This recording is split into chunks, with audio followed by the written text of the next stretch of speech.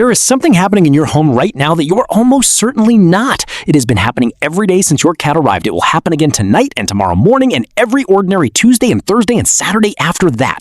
And because your cat cannot tell you about it, cannot point to the source, cannot explain the discomfort, cannot ask you to please make it stop, they have been quietly absorbing it, adapting to it, building a stress response around it that you may have been watching without ever connecting to its cause. Most cat owners think of stress in dramatic terms. A cat who hides under the bed after stranger visits, a cat who stops eating when a new pet arrives, a cat who scratches the furniture or overgrooms or stops using the litter box after a house move. These are visible, identifiable stressors, and most owners handle them when they arise.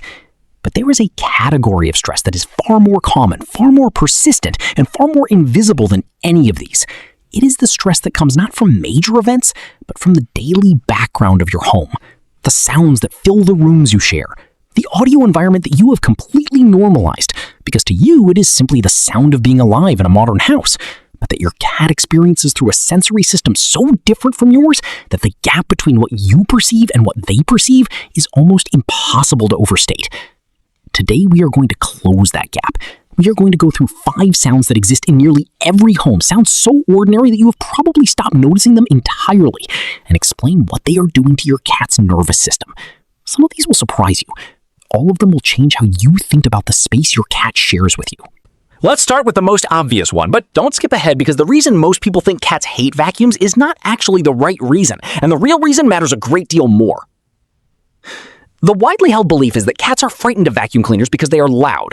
This is partially true, but loud alone doesn't explain the specific, intense response most cats have, the bolting, the hiding, the refusal to come out until long after the vacuum has been put away. To understand what's really happening, you have to understand how a cat's auditory system actually works. Cats can hear frequencies ranging from approximately 48 Hz on the low end to 85,000 Hz on the high end.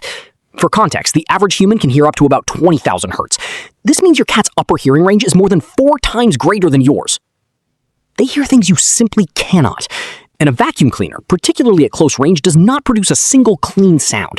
It produces a complex multi-frequency emission that includes both the motor noise you hear and a range of high-frequency components well above the threshold of human hearing.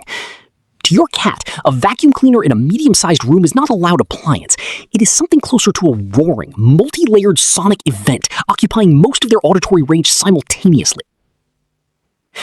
But there is a second layer that is even more important.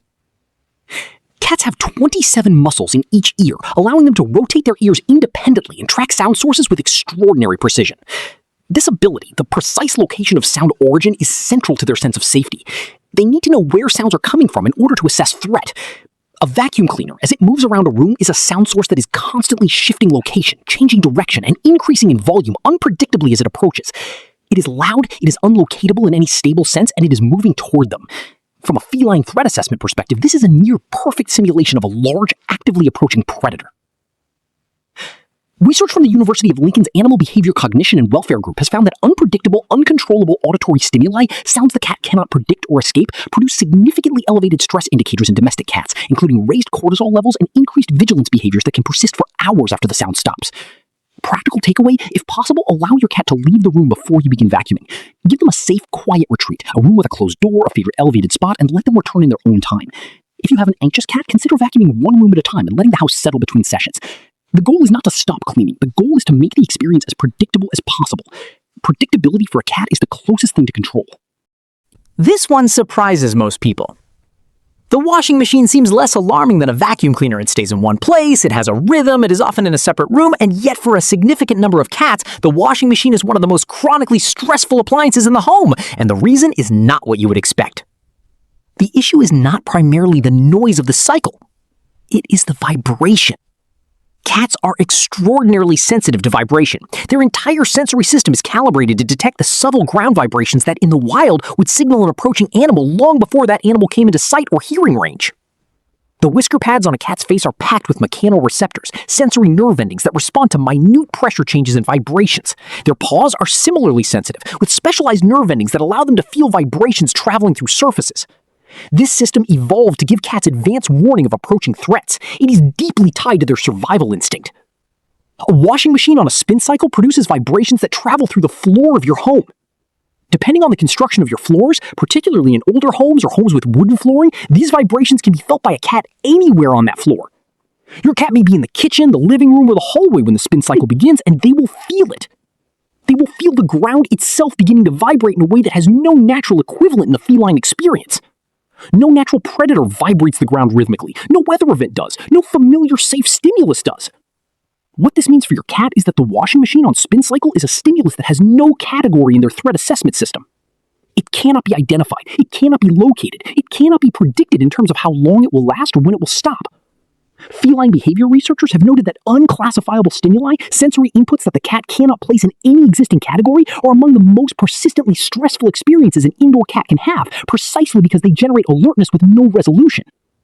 A further note on tumble dryers, the heat output from a dryer vent and the low rolling rumble of tumbling load share frequency characteristics with sounds associated with thunderstorms and distant seismic activity, both of which are known to trigger acute stress responses in cats. If your cat becomes inexplicably anxious during or after laundry cycles, this is almost certainly the reason. Practical takeaway, wherever possible, do laundry during periods when your cat is most relaxed, late morning or early afternoon, when cats are typically in a midday rest cycle. Avoid running full spin cycles during the evening when cats enter a more alert, active phase. If your cat shows signs of stress during cycles, hiding, pacing, excessive grooming, or unusual vocalization, consider placing a thick mat under the machine to dampen vibration